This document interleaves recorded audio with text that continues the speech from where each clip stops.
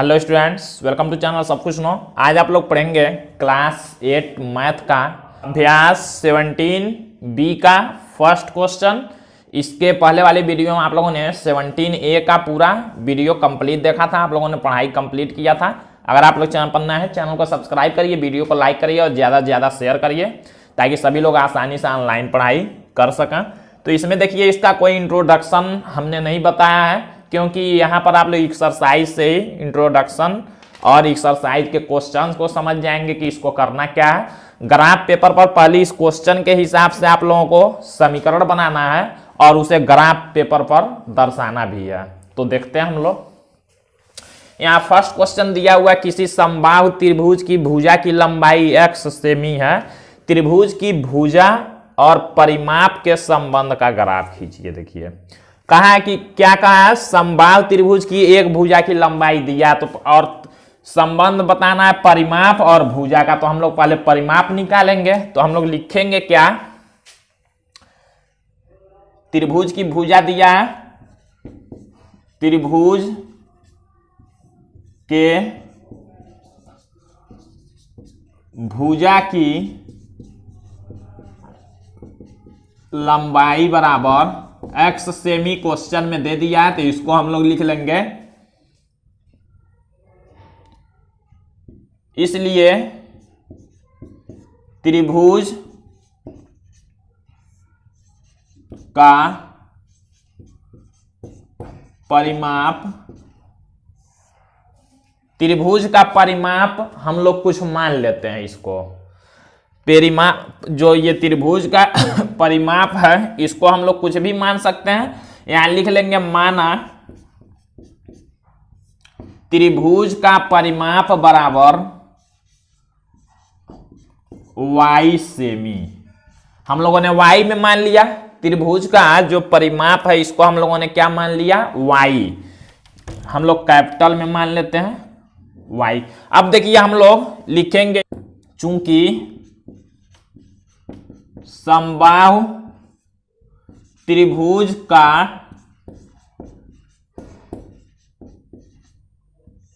परिमाप बराबर होता है 3 इंटू भुजा की लंबाई, 3 इंटू हो जाएगा x। क्या होता है समबाहु त्रिभुज का परिमाप का फार्मूला, 3 इंटू भुजा। तो भुजा क्या है, x है, तो हम लोग 3 इंटू x करेंगे।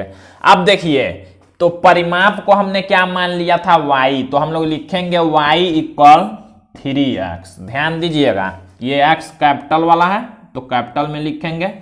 हम लोगों ने क्या किया, परिमाप बराबर लिख लिया, फार्मूला होता है समबाहु त्रिभुज का परिमाप 3 इंटू एक्स। तो 3 इंटू एक्स मतलब भुजा, 3 इंटू भुजा होता है, तो भुजा की जगह पर हम लोगों ने x लिखा और परिमाप y है। अब इसी के हिसाब से देखिए, y इक्वल जो 3x आया है, इसी के हिसाब से हम लोग ग्राफ बनाएंगे। तो ग्राफ बनाने के लिए हम लोगों को यहां पर एक सारणी बनाना पड़ेगा। देखिए एक सारणी हम लोग कैसे बनाएंगे,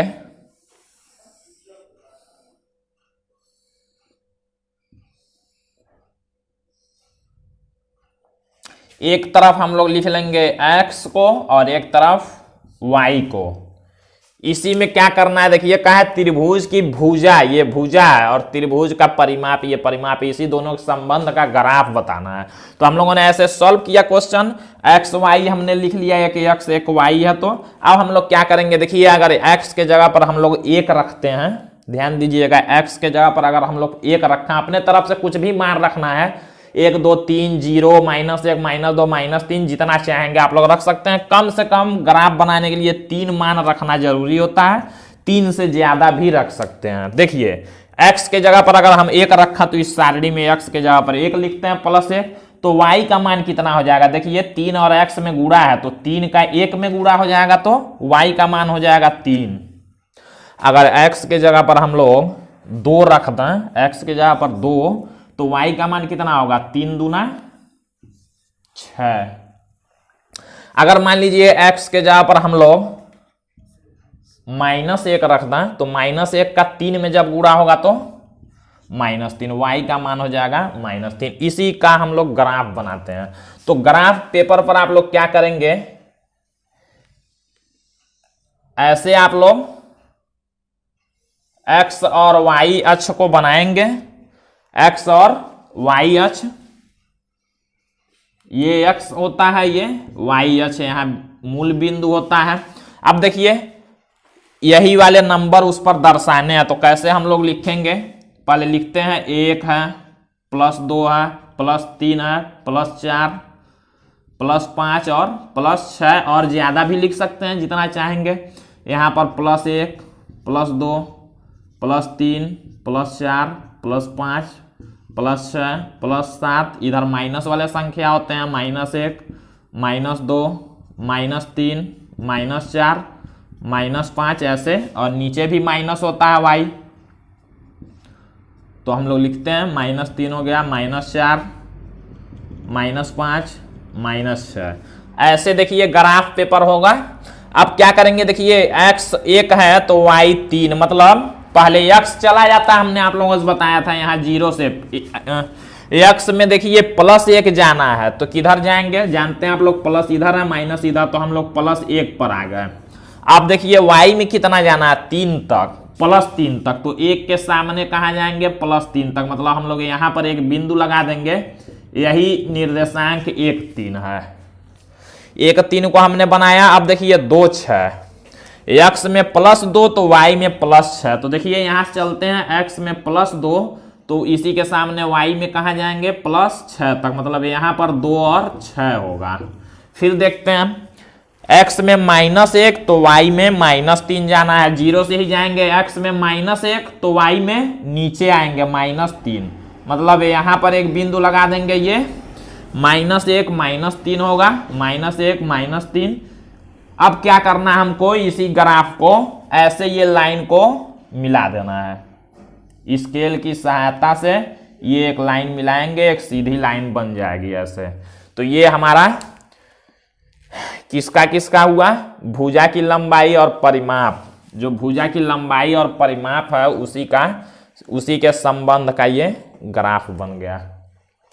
यहां पर आप लोग लिख भी सकते हैं कौन क्या है, x क्या है, x भुजा की लंबाई है, तो ऐसे तीर बना के इधर की तरफ लिख लेंगे भुजा की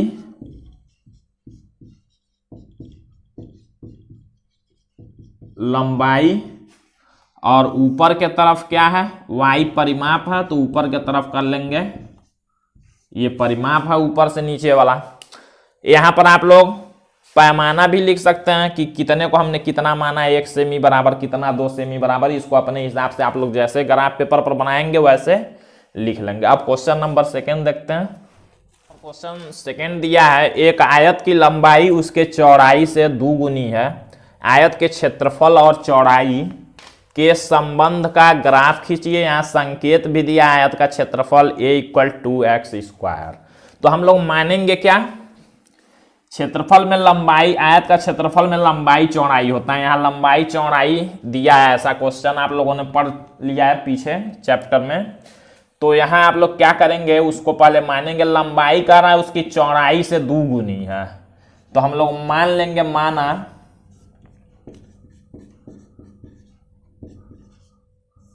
चौड़ाई बराबर x, तो लंबाई हो जाएगा,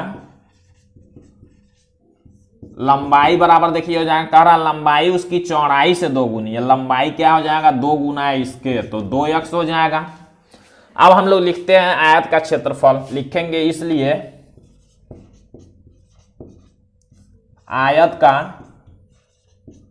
क्षेत्रफल बराबर होता है लंबाई गुणे चौड़ाई। आयत का क्षेत्रफल को कहा है a लिखने के लिए, तो हम लोग आयत के क्षेत्रफल बराबर a लिख लेंगे, a बराबर लंबाई दिया है देखिए 2x और इंटू चौड़ाई दिया है x, तो a बराबर हो जाएगा, ये देखिए कैपिटल X में दिया है तो हम लोग कैपिटल में ही लेंगे, ये इंटू का निशान ऐसे लगाएंगे और फिर x दिया है, तो यहाँ हो जाएगा 2x²। इसी पर अब हम लोगों को ग्राफ खींचना है। यहाँ पर हमने ग्राफ पहले से बनाया हुआ है, इसके लिए हम लोग सारणी एक बनाएंगे,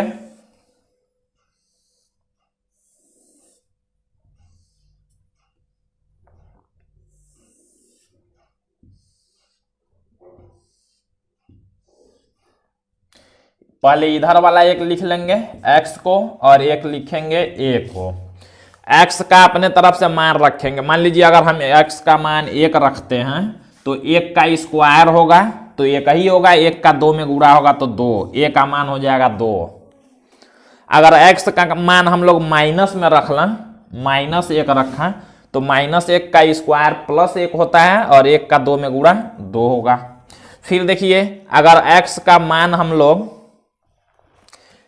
0 रख लें तो 0 का इसमें गुणा a भी हो जाएगा 0।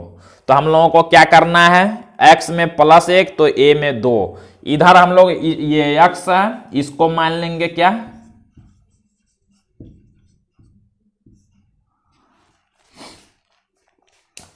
देखिए ग्राफ का आयत के क्षेत्रफल और चौड़ाई के संबंध में, चौड़ाई को हमने x माना है तो ये भुजा मतलब इधर के तरफ हो जाएगा x वाला चौड़ाई और इधर हो जाएगा क्षेत्रफल। देखिए x है चौड़ाई तो हमने x पर ले लिया, y ये क्षेत्रफल a है तो हमने y पर ले लिया। तो अब देखिए x में अगर +1 जाते हैं तो a में 2, मतलब यहां से अगर +1 के तरफ जाते हैं इधर तो y में कितना जाना होगा, +2, मतलब यहां पर लगाएंगे 1 और 2।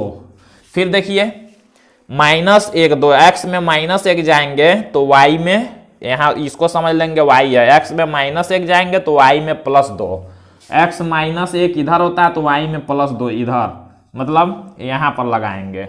अब देखिए x में कहा है 0 तो y में भी 0, तो मतलब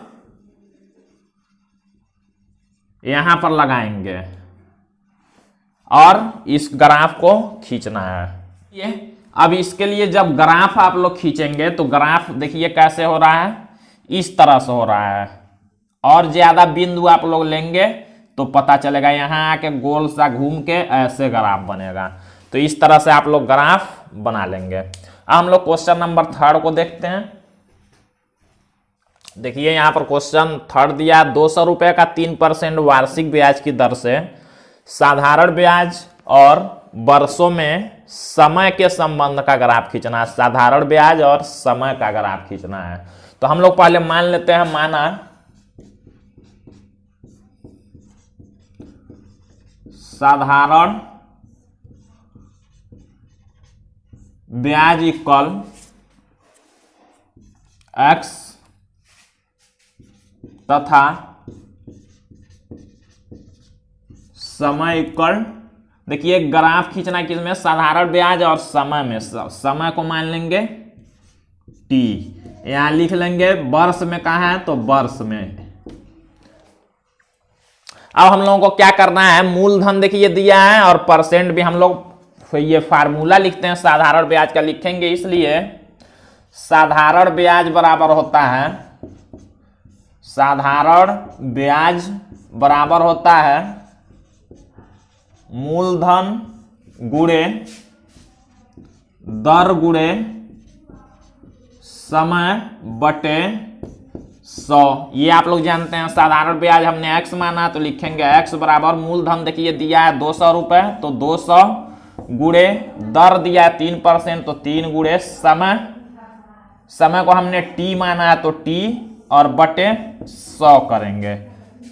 2 जीरो से देखिए 2 जीरो कैंसिल होगा तो x इक्वल हो जाएगा 2 का 3 में गुणा 6t, x इक्वल आ गया 6t।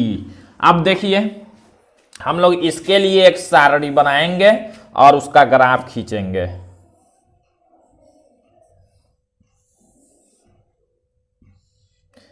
एक में हम लोग लिखते हैं यहां वाला t और एक में हम लोग लिखेंगे x। अब देखिए अगर हम लोग t को 1 मान लेते हैं 1 तो x कितना होगा, 1 का 6 में गुणा होगा 6। अगर t को हम लोग -1 मान लें तो x का मान -6 होगा। अगर t को हम लोग 3 या 2 मान लेते हैं तो x का मान 12 होगा। तो थोड़ा बड़ा हो रहा है वहां ग्राफ बनाना, इसलिए हम लोग 0 t को 0 मानेंगे तो ये भी 0 होगा। तो हम लोग देखते हैं टी में 1 लिखना है तो एक्स में 6 तक जाना है। टी में इधर को हम लोग मान लेते हैं टी, इसको मान लेंगे टी समय है जो वर्ष में है, और ये हो जाएगा क्या, जो पहला वाला मान यहां का रखेंगे वही x मान लेंगे, और जो ऊपर से नीचे वाला ये दूसरा वाला होता है जो मान आता है, इसको हम लोग मान लेंगे क्या दिया है, ये साधारण ब्याज है, ये साधारण ब्याज। यहां आप लोग पैमाना लिख लेंगे अपने हिसाब से, मतलब 1 सेमी को कितना दूरी, 2 सेमी कितना आप लोग मान के बनाए हैं ग्राफ पर। अब देखिए टी में 1 जाना है तो x में 6, मतलब t में +1 जाना है तो y में +6। यहां पर हम लोग लगाएंगे बिंदु, 1 6 होगा। फिर देखिए -1 तो -6, इसमें -1 पहला वाला है x, -1 तो नीचे -6, मतलब यहां पर लगाएंगे, ये हो तो -1 -6। और फिर देखिए 0 0 है, मतलब यहां पर है तो इस तीनों को मिलाएंगे आप लोग, एक सीधी रेखा बनेगी, ऐसे तीनों को मिलाते हुए खींच लेंगे। तो इस तरह से ग्राफ बनेगा। क्वेश्चन सॉल्व करना है और फिर मान अपने तरफ से रख के ग्राफ बना लेना है। तो बाकी के बचे हुए क्वेश्चंस आप लोग अगले पार्ट में देखेंगे। तो आज के लिए बस इतना ही।